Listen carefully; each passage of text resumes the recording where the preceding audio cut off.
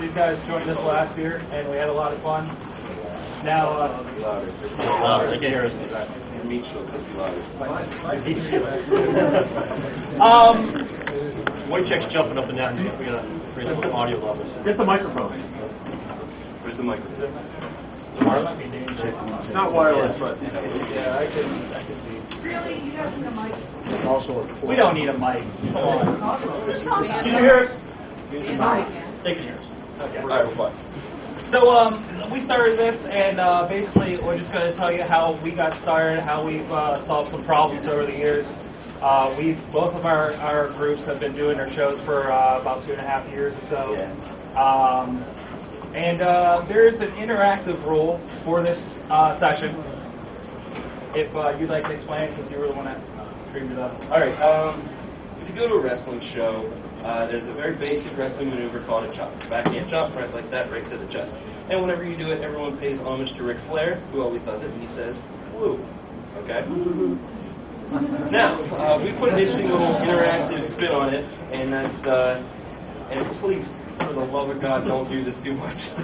It really hurts. When you in the audience give us a woo, somebody here... Woo! That's what happens. Now, you know what? I took the first one. So yeah, that's fine. Yeah, and Spoon over here is on the do not chop list because he's fragile and a woman. And he took a big one last year. That's Took the brunt of it last year. That's true. Yeah. Spoon, you will get a chance for revenge later, but that's later. Yes. So, where to begin? Well, if you guys want to start with how you guys got started. Well, basically, I know some of you guys are here for our earlier one, but First of all, who are you? I'm Sick Puppy, Brad. We started out just as two friends that loved craft beer. I homebrew my own beer myself, and we're both geeks, so we figured we're drinking all this beer, why not share it with the world? Started the show, and just to get the word of craft beer out there to everyone, you know, the Bud Miller, of course, football beer kind of people, trying to get them to, you know, up it with the good beers. So. Not necessarily craft beer, but a lot of the stuff that we're doing here in Western Pennsylvania. Right? So we have about 5 microbreweries here in Pittsburgh. There's some up in, there's a couple up in Erie. There's the whole way down 79. There's craft breweries that are out there. Nobody even knows that these places are around, but yet they make some of the best beer in the country. So our job is, or hobby, I should say, is it's becoming a job. It's a deficit podcast.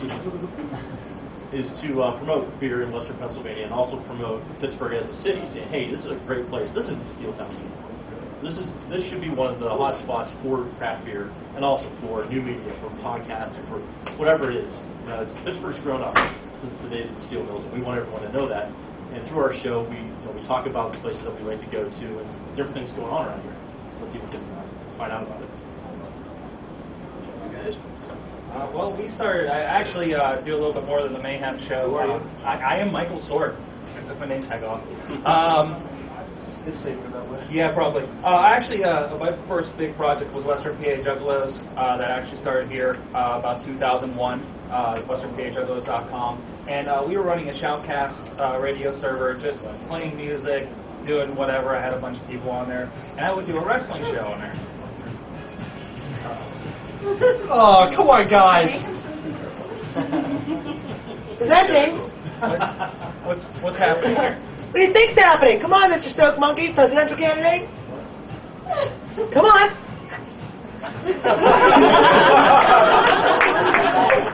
Oh. Baby monkey? Baby monkey? Stoke Monkey's pit girl, that explains it. Okay, if anybody can say what the official name of the lounge is, then Wait, give me your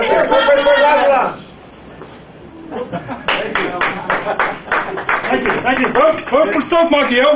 November 4th. That's a regular guest on the Wrestling Mayhem show, the Stoke Monkey, who's now running for president. Yep. And Miss Papuga is running. Miss Papuga is VP. What's that? Yeah. And we just got rickrolled. What the fuck was that?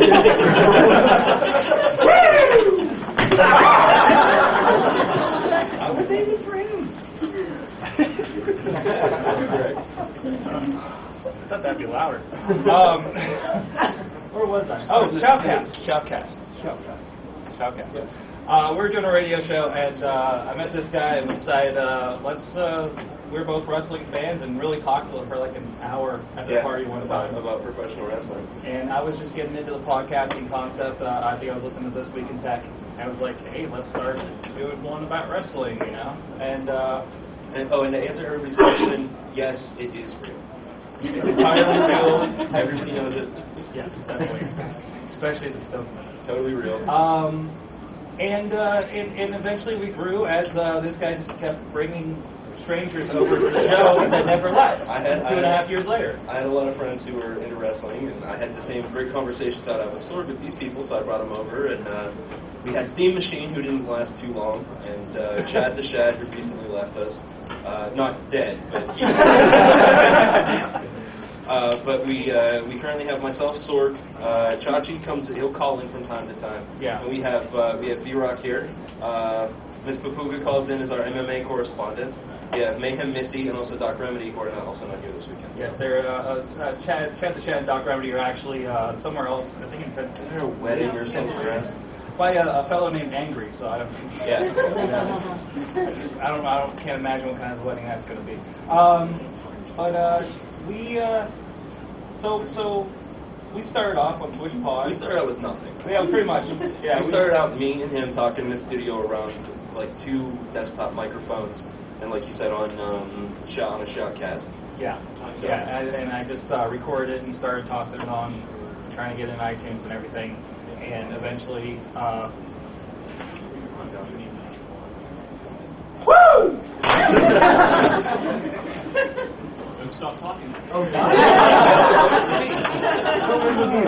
we got in a talk show, and that's when we started really getting into the interaction and having people call on the show. We're real big on fan interactivity. I'm watching you now. This is how you do a session walking on hot coals, ladies and gentlemen.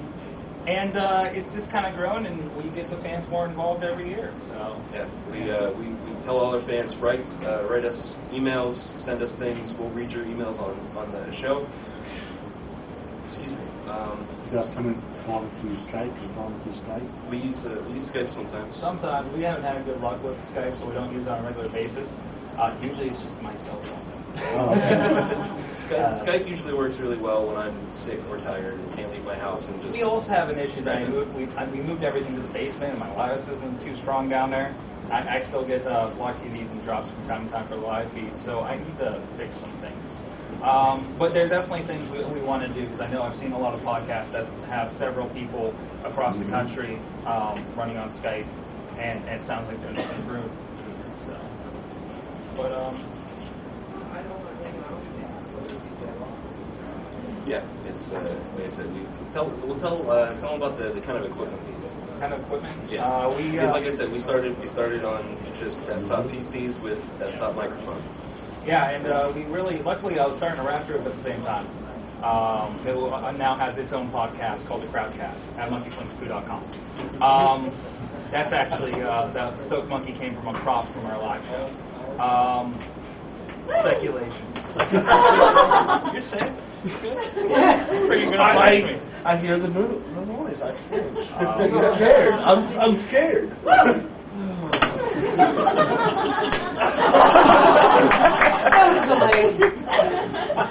The woos look great on the webcam, by the way. Excellent. But thankfully, we've been able to co-op everything for recording for the album and for the podcast. We got on Musician's Friend, and I don't think we spent more than, for the stuff we used for the show, we didn't spend more than $120. It's about $50 for the board, about $70 or $80 for the mic, which was a nice studio mic, which, if I turn the sensitivity up, it just picks up the whole room. And we'll have, like, sometimes 5 or 6 people in the room. What kind of mic is it? MXL, something or another. Letters and numbers and gold. Yes. I believe MXL is the company. MXL. I think it's still on Musician's Friend. If you just look up studio mics, and it's like their $70 special. It's like 2 years later. So, it's probably like actually more than any podcaster would want right out the gate. but it's fantastic that we just turn it up and pick up everybody, and don't have to worry about like everybody having their own mics or headsets or anything like that. 'Cause some people spend a lot more money on headsets. Like I know This Week in Tech, I mentioned before, they were talking about like $500 headsets they're giving everybody to operate over Skype or whatever they were using. But of course, Leo Laporte has a lot more money than we do this time. What you get? For us, we started out with a webcam. Yeah, that's all we got. We're very much a deficit podcast where it comes out of our pocket. We don't really make any money at this. We do this solely because it's a hobby for us, which is why I think a lot of people listen to us because we're really passionate about our hobbies. And there's no corporate backups behind this. We're not getting a couple $100 for a new mixer or anything. It's love a $500 headset though. I think that's more than our entire setup. We do use a similar setup that they have now. Like I said, we start out with just a webcam. And really, that's all it looks like. It's, the quality was okay to start with. Yeah. You're definitely going to want to step it up, but first, get the format for your show. Find out what you want to do with it. That's the key thing. If you sound like crap for your first couple shows, that's fine. Your first 10, they're going to be awful. We're not going to lie to you. Your first 10 shows are going to suck. Everyone's does. It's something that happens because you have to learn the software. You need to learn your microphones. You need to learn, especially with the headphones too. If you have a co-host, we have to learn how to feed off each other. When we're sitting around drinking beers, we're interrupting each other all the time. And, hey, you sound, stuff like that.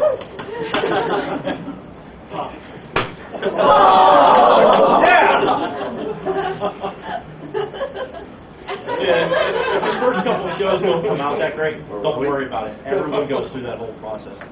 But you can do it relatively inexpensive with a $10 microphone. That's all you really need. That and a laptop or a desktop or whatever you're using, and some recording software. We use Audacity, which is free.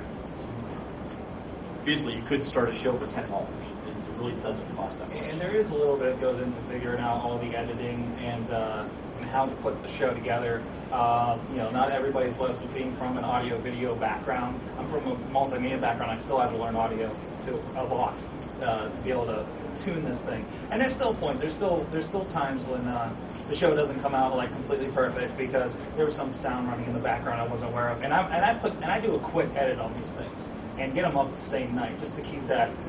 Just people are expecting it, so just to get it up there. And we have more of a live feel to it. We don't have a lot of pre-edited stuff like these guys do, but they put a lot into the back end of their show than we do. We're more concentrated on getting out there and having the live response from the Blog TV chat room, from the Talk Show chat room. So, and it's just different schools of thinking as far as putting your podcast together, and they're both working really well in both of our cases. But one thing he mentioned I want to touch on is the interactivity and feeding off each other. These guys are two drinking buddies that decided to get in front of a microphone or a webcam, and we were wrestling. Drunks, man. Filthy drunks. Yeah. You'll see that at the after party. And we were just friends that talked about wrestling anyways, and got on the mic and just in general, even when we're just around talking, like we'll feed off each other and have a good laugh, and just we learned to turn that up a notch for the show. It's something else that has to be established is knowing who you're working with and being able to work with that person, like developing that kind of timing. After a lot of time of stepping on each other's lines and interrupting each other, and like they said, that'll happen forever. What site do you guys put you do it as MP3? Yeah, we operate through TalkShoe.com right now. That we put the audio podcast on, and that feeds into iTunes and everything. So And you pay so much per month or something like that? TalkShoe's free. It is? Yeah, there's several that are paying, but this one they're working on their monetization methods and everything, and they actually. I would recommend anybody starting off that wants a kind of simple to get yourself up there to use a blogtalkradio.com or talkshoe.com because they have the built-in chat rooms, and really you could just get on a phone and get in there, and if they allow for call-ins from a conventional phone or through I think it's Skype or their own online shoe phone. TalkShoe calls it. But there's a lot of options there if you want to do something that's more like a live call-in show, like that was kind of like the turn of the idea of podcasts, is to actually have that right in front of you interactivity. Because before that, it was just a lot of people just sitting down in front of a microphone and just putting it out there, and without that direct interactivity, like maybe read emails and everything was the extent of it. And then again, that's what these guys do, but their stuff's a lot tighter for it. So it really depends on what you want to do. A lot of our shows are actually sometimes 2 to 3 hours, but we edit it down to an hour. We don't. After 3 hours, we just let it go. Yeah, we just kind of see what floats out there. And sometimes it works, sometimes it doesn't. We try and stick around 2 hours, but it doesn't always end up that way. Yeah, sometimes we'll get on a roll. Yeah. You guys do it once a week? Bi-weekly. We try to do it bi-weekly. It mostly comes down to our work schedules. Yeah, it's never on a set day or anything. Oh, okay. It's twice a month. We've been really fortunate that we've had Tuesdays for the longest time. We had different days previously. We had Thursdays for a while, or Wednesdays? Wednesdays? Wednesdays? And then like work schedules or school schedules, like we decided to move it 1 quarter for somebody, and we've been stuck on this for well over a year and a half, I think. Yeah. So, How do you do live call-ins? Do you stream it or recording? Well, since we're also streaming on the Block TV at the same time, basically I have a couple computers, and one's just recording the show live, like just for what we're going to put up later, and then the other one is operating the Talk Shoe stream for anybody that wants to listen on there, and the Block TV stream with the webcam. So that's where you get your callers from. Yeah, and we don't use it as much anymore, but TalkShoe has a number that you can call in on and operate it through their software. Blog TV, there's somebody in the chat room with a webcam and mic. You can bring them in. I'll get to you in a second. And aside from that, most of our stuff is really honestly through my cell phone and held up to a mic, just because it's easiest for us to do. Whoever's got the best speakerphone. Yeah. It's just we haven't taken the time we needed to work out the bugs with Skype or anything, so we just lean towards the tried and true cell phone, just out of necessity. Especially when we're doing interviews with pro wrestlers that are like half the country away, and we don't want to drop the call from an important interview. We've talked to wrestlers who have been like in airports fixing the on the plane, and they do their interview right before they get on the plane. Or just stepping on a dinner or something. Yeah. And, like, I don't even know where we did Sean Dabari, who's now on TNA under something Bashir. I changed his name to something. He was in an airport. Was he in an airport? I thought he was at a show or something. It sounded ridiculous. I thought he was like by a train. But it was a great interview. It was fantastic. That was a sneeze. You got yours. You got it. Was it a sneeze plus somebody? Yeah, we're on this side. I had a question in the back. Yeah, 2 parts. Which part? I like that. How do you get your fans to start working for you? Start working for us? For no money? Bringing in Well, first off, Ask nicely. First off, we encourage them. We validate their opinions. We validate their points. We answer their questions. We read their stuff on the air. We say their names. You'd be amazed how much you can get out of somebody saying their name. Giving them props. Giving them props, yeah. Thanking people, just being gracious for them listening to the show. I've always said, if you take care of the fans, they'll take care of you. If you kind of do the concept of ever call in and make a request on the radio line, and just be like, oh, this is from Mike in Jamestown, and you're like, my name was on the radio, with that little attachment. With this, we can take it one step further, and with the emails, we have a voicemail system on our MySpace page through Snapvine, and we've invited people, like some of the people remotely, our friend in the Bronx, Mike, is actually formerly a member of the show. He calls in just about every week. He sends an email that we read every week. He's in the chat room helping us manage that. He's actually taken over and done, for a little bit, we were doing live raw chats on the Block TV, and he would take that over for a bit. And there was a week where we were actually at a live event that was here in Pittsburgh on Tuesday. He just did a show for us. Just did 2.5 hours. We just talked to him on the chat for 2.5 hours, and it was fantastic. I mean, it was actually good one-way conversation, but he did a fantastic job. So Woo! I'm trying to decide which one. Just accept it. I was just waiting for it. I think it's Will's best to accept it. You can give me a ride to the hospital, right? Yeah. Yeah, that's fine. Most of our fan interaction comes from emails. we don't get too many comments on our actual website because a lot of people subscribe through iTunes or some other kind of feed, so they don't even know that they're reading the website. Nice. You're on camera. Woo!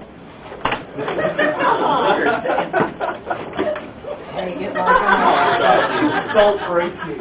That's all I We do get a lot of emails. We tried doing the voicemail system, but when you get a bunch of people drinking and deciding to call you, it's kind of like that drunk dial you get at 3 o'clock in the morning from that person you don't want to hear from. I can see the trouble with fan interactivity. We had issues with that, but we do have a lot of contests also, which usually draws up a lot of enthusiasm because they're getting free stuff. The biggest one that we've done is we gave away a trip to Erie, PA, home of the Wojciechs. And along with that trip, you had 2 free passes to a beer festival. We gave you overnight accommodations at the Avalon Hotel. You had dinner provided by the Brewery. There was 2 tickets to an Erie Seawolves game that night, so you could go to the beer fest in the afternoon. You could go to the baseball game at night. They had second row from home plate. It was like pretty much the perfect setting for these guys. And they actually drove up from Virginia Beach for it. And the girl didn't tell her boyfriend until he saw the Pennsylvania state line and he realized he was coming to Erie. So that was a good surprise for him. And it also ended up that he was a beer geek, so he really loved it. You got to try 30 different breweries, then you got to have dinner at a brewery, and then you got to watch baseball, and he's a huge baseball fan. So that was definitely one of the big ones that we've done. But also we give away little things like beer coasters. We don't want them, but other people want them. You're like, oh, I get 100 beer coasters. People are free in front of anything. Oh, absolutely. Yeah, I'm thinking our next big foray is going to be into giving giveaways and stuff like that. Yeah, just no more dress like a Mayhemmer. That's true. We've had some unsuccessful contests. Yeah. You'll learn. You'll learn. That's the picking up the ball. Do you want an example? We had a dress like your favorite Mayhem show member contest. For Halloween one year. For That was Halloween. the first Halloween we had. I think you're right. Yeah. We said go on our MySpace page. I think you had a bunch of those Just little like Frosty coupons that you got for trick or treat. for a They were different each competition. That was a different That was a competition. different competition. We did not announce prize for that one, but it didn't matter because nobody did. You could just set a picture of yourself and you won a prize, but nobody did. I think we probably have a few more listeners now than that. I mean, That's true. That's true. And there's been times we get obscure too. Is we actually record at Sick Bucket's house, and it'll get time for the contest studio, and we'll look around like, what do you want to give away? And we start looking through his cabinets. At one point we had a Pirates hat. I said, you know what? Let's autograph the hat and give it away. We had 40 entries for it because somebody wanted this Pirates hat. So, hey, we can give away that pitchfork that Remedy found in that basement. you just got to worry about shipping. That's true. We can give away the pirate ship. They have Pirate owls. ship championship? No, we're not giving away the owl. My father killed that owl with a baseball bat. I can't give it away. We have a stuffed owl that's become a member of the show. It's part of my childhood. Chadwick the yeah. We can give away Chadwick to Chadwick. Give away lots of stuff. It's a bust that we started playing with one time. We were doing Moral a of the big story screen is it's really, really easy to do the stuff that we do. Just give away crap from your home. It's not crap, it's collectibles. Give away collectibles from your home. The dog is part of the show. Can we People love the dog. sign the dog? She got pissed. Anyways. I mean, it actually kind of works both ways for us because we can't get a lot of the beers that we'd like to try, and we have fans from all over the country, some all over the world. Turkey. Yeah. But some of our fans will send us beers that we can't get outside of the blue. It's awesome. One of the big things that's been very helpful for us.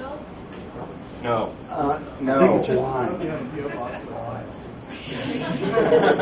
We do not condone the shipping or receiving of alcohol in the state of Pennsylvania. Shipping not for consumption collectible. E-sample. If you ever do send out any beer to anyone, don't use the U.S. Postal Service. Yeah, just do it in UPS, FedEx, DHL, and don't label it beer. One of the things that we I find out love it. Lamb. Base. I love the lamb. Sorry, your bass is leaving.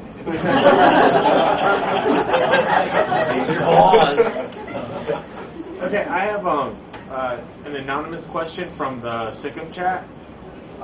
Really? Yeah. Wow, it's just like our show. Yeah, very excited.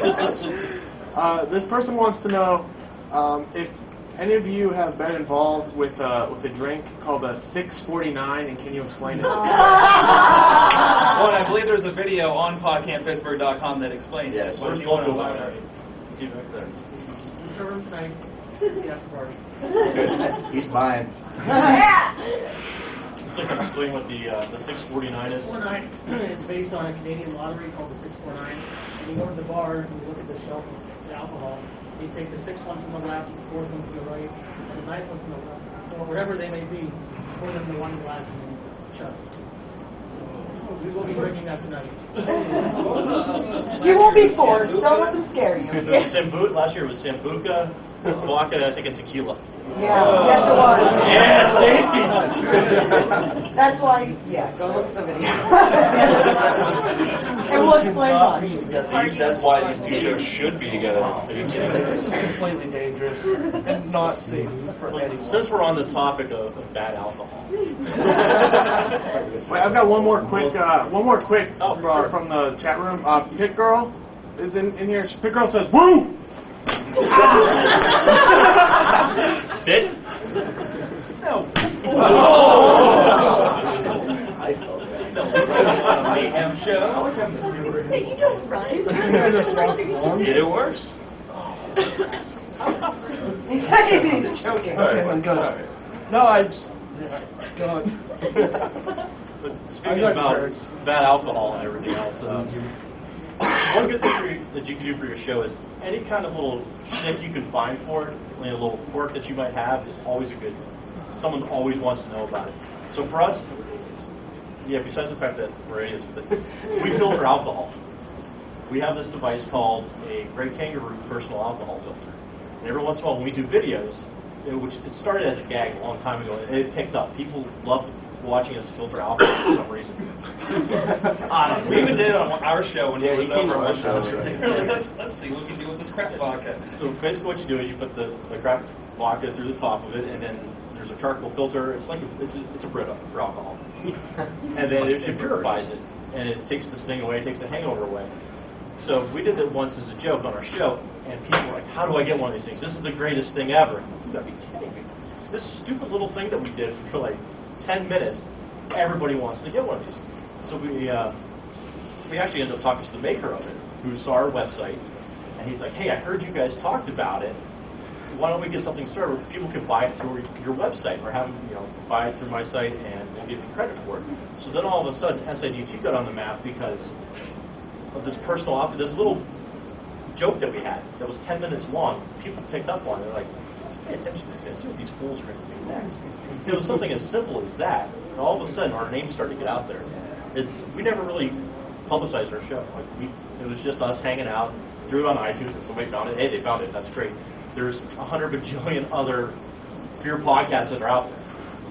So we had to figure out, how can ours be different than everyone else's? So, I like to think we're yes, we're unique. So we decided to start. See, we tried something similar with energy drinks. Nobody's Nobody's picked up on that. Actually, we should try that. Especially that Steven Seagal piece of crap drink we had. We decided to go fishing for sponsors, so we decided to start testing energy drinks.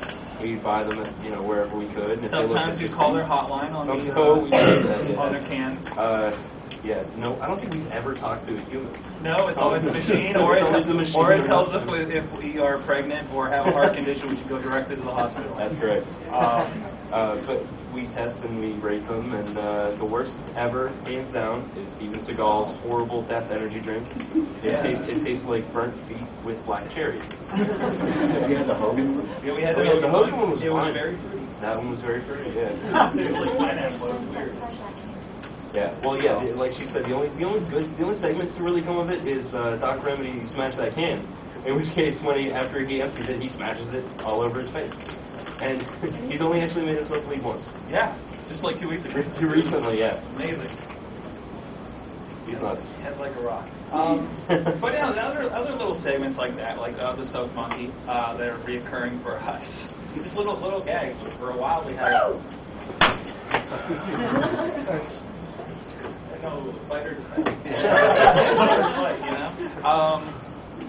no, we had a bit for a while. We had a bad experience at a McDonald's on West Liberty, and yeah, I know. And there's the manager's name on the receipt. We're like, we should call the manager. His name is Mitch.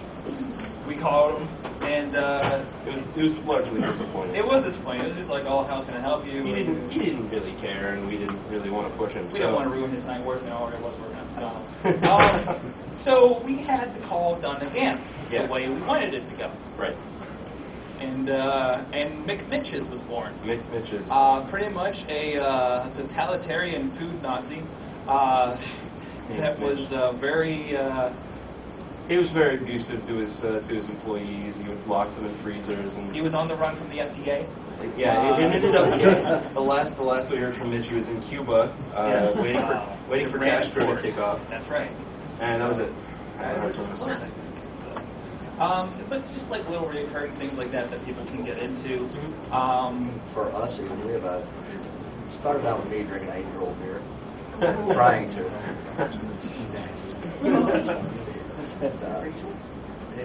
What was born of that is our chugging challenge. And this is where fans get involved with the show. Yeah. Send us an idea of what you should chug, and we'll do it. Within reason. Yeah. No Drano, nothing like that. There was one posted recently, which I'm going to thank the fan that sent us this idea, this Jim. There's this beverage out there called Chelada. Never heard of it, which most people haven't. It's tomato juice, clam juice, and Bud Light. Oh! Yeah! Or Bud Light. Yeah, it really turns the stomach. So he said, I want you to chug that while listening to Culture Club. The song was You Really Hurt Me. Yes. So what we do when we get these challenges is we ask our fans to vote. Who do you want to chug it? That was me. And it was bad. It's 24 ounces, and we usually get a lot of hate from people from it. Like, why would you do this? Why are you doing this on YouTube? You're encouraging people to do this kind of stuff, and we have a disclaimer. We do this for fun. If you mock us or copy us, you're a fool. That's basically what it comes down to. We do it for fun. But with the whole chugging challenge, though, we had one video really take off, which was the Dogfish had 120-minute challenge. Which, if you know the Dogfish 120-minute, it's 23% alcohol. And we chugged it. And I saw stuff. I saw stuff. See trails. There's a feature on that video as well. Yes. We did that video. We just laid it up. So we had a paramedic there and everything. But the funny thing was, a couple people talked about it, and then before we knew it, we were getting thousands and thousands of downloads for the 7-minute video where we embellished the whole thing. Because everyone's like, "Street beer, yeah, this is the way to go." And we're like, "You guys are fools. You realize what you're doing?" And also, it just proves another thing that ad press is great. Never be afraid if someone slams you, because that's usually a good thing, because then other people want to find out why they're talking trash about you, and that's what really skyrocketed us. There's a beer snob website out there, and don't get me wrong, I am a beer snob, but there's like an 18-page thread bitching about that video. Yeah. But it got us so many more listeners, because, the attention was all on us, so it was great. And we actually heard from Dogfish at Brewery, and they said, we think it's funny. So, Sim Calgione, thank you. If you're watching. What is the concept of the Father Spoon character? Well, Father Spoon, which is the name that I use, I think I didn't say that originally. It's the name that I use on the show. Part of it is because I have a Catholic background. And yeah, it's a small part of that, so I can really relate to it. But what happened is, for some reason, when we go out, people like to tell me their problems. And people I don't even know, for some reason, they just come up to me and start telling me their problems.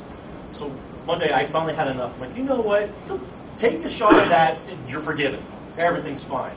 And so this guy comes up and says, dude, cheating on my girlfriend. I'm sitting here with him. Why? Why are you telling me this? I'm like, all right, yeah, whatever. That's her. Yeah. He was wearing that at the time, by the way. He's like, yeah, that's her over there. I'm like, oh, okay. And that's my girlfriend. I'm like, oh, so I guess, what do I do? I'm like, leave. What do you want me to tell you? So that kind of spawned the whole thing is, just if for some reason people would start telling me their problems, it's like people I don't even know. And then I just say, you know what, drink that. And someone just made the joke like, you know what, you'd make a great priest someday. I'm like, you know what, we could do something with this. Forgive your sins for gin. Yeah, so I forgive your sins for gin and suds. And then we just kind of played it up from there. It's something that stuck. It's like, you know what, it's good versus evil. He's sick puppy, I'm the most Reverend Father Spoon, and I'm actually an ordained minister online. Oh yeah, Chachi is also. Yeah. Shut up. I really am. Whoa, whoa, whoa, where are you? Out your hole!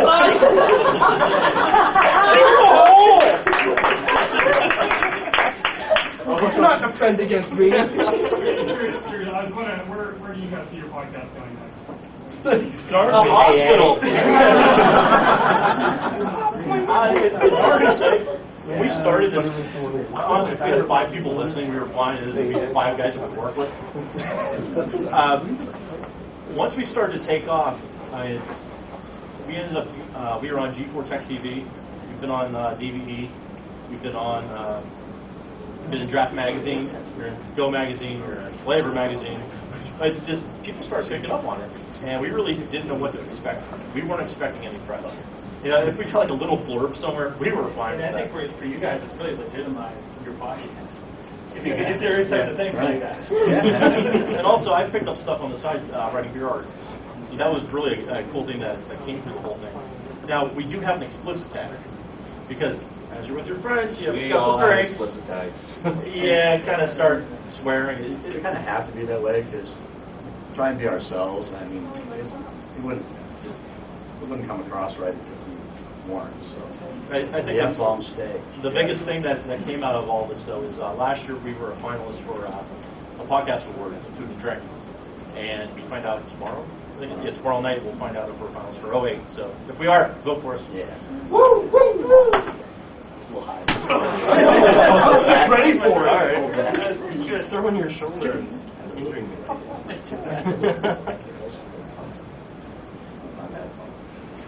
WWE.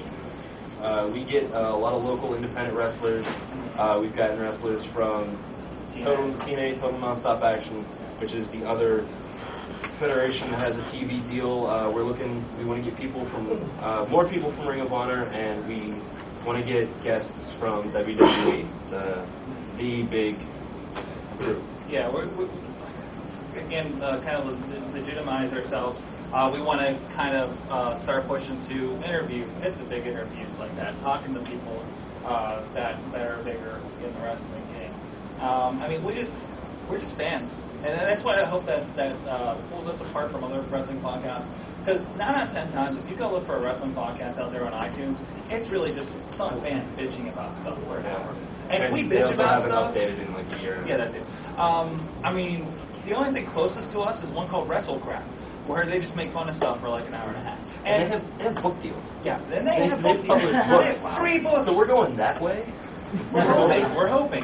But I mean, we try to be, we try to be respectful of the business, because that's a real big thing. Is like a lot of people don't respect the wrestling business or anything, and especially when you're talking to these wrestlers, you need to sound like you know what you're doing. You're not some fan, you know, that is just babbling like me. Just babbling like, hey, remember that time in like '96 when you did this and that? Chris Farley. Yeah. Remember that? That's cool. I mean, just be like, you know, what do you think about what they're doing with this? What do you think about this? Where do you think they're going? What would be good for you? We've laid some questions on some of these guys. That they were blown. Like, wow, it's a really good question. We had the Gambino brothers in, a local tag team here in the area. Live in the area, work for IWC and other feds. And they came in. They just went to Japan. They were invited over to Japan to wrestle. and told them came and talked for like an hour about their trip. Yeah, and the first hour was just them telling the story. And one us or somebody in the, I think it was somebody in the chat room actually dropped a line of who would you like to, what tag team you would like to wrestle. And it was something they never really, it was from an angle that they never really thought about. Because they were just, kind of, we're doing what we're doing on the scene. We're getting this here and there. I think at least one of them was on WWE. He has some extra talent. Yeah. So I mean, they didn't really look forward at that point. But Speaking internationally, Tommy Valier says, "Whoa!" That's from Canada. Nice. I was from Canada. That's a chop with an accent right there. Also, MMA. Mark my words, we're going to share Not cover. that way. Sorry. I was excited. Oh, okay. MMA. Boxing is dead. NASCAR is on its way out. And I will tell you right now, wrestling is on a downswing. Its popularity is waning. MMA is going to be the future of sports entertainment. Okay, you making statements in this. Yeah. Hey, look, we're on video here and elsewhere, so it really is like a lot statement. of the wrestling fans are kind of transitioning over to the MMA just because it is more legitimate and it is a sport as long as they don't screw it up. There's just been some controversies recently. Mixed martial arts, UFC, cage fighting, that kind of deal. UFC, that's just been on CBS recently. UFC is pretty well known. Yeah, UFC is pretty much the biggest. Like, that's the WWE of fighting right now, I think, at least in this country. Do you intersect at all with the Mexican mass wrestling? Oh, yeah. Yes, actually, well, luchadors. Well, we've had a mass wrestler on, but he was American who learned his craft in Japan and got his mask in Japan. His name's Super Hentai. Yeah. And he gives great massages.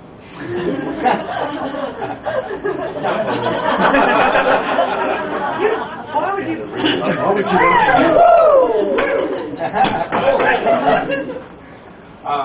Yes. We won. I do win. Okay. You won. You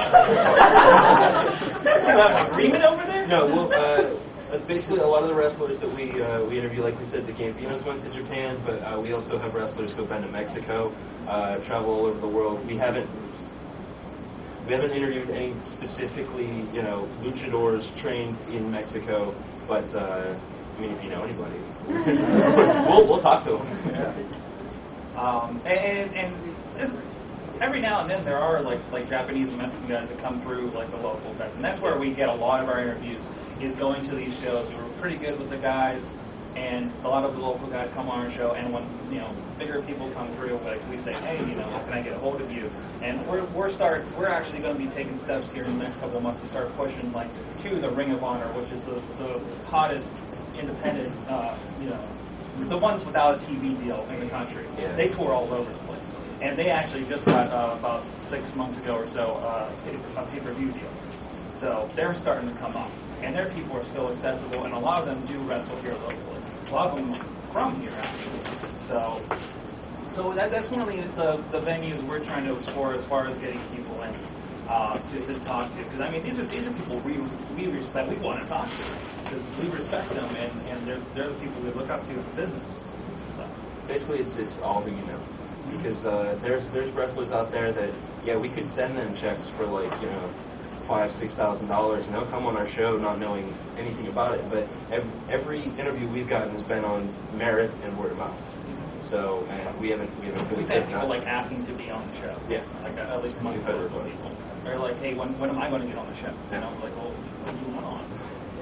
Yeah, we're having interviews before the interview, the person will say, I only want to talk about this and nothing else. They bring up a certain aspect to maybe a past character that I've done. Basically, every wrestler that comes on our show, we say we have a lot of listeners. This will go out on the internet, and people will hear what you say. So if you don't want something, and there have been some that have said more than they probably should have. And Jim Shireman, everybody. Jim Shireman.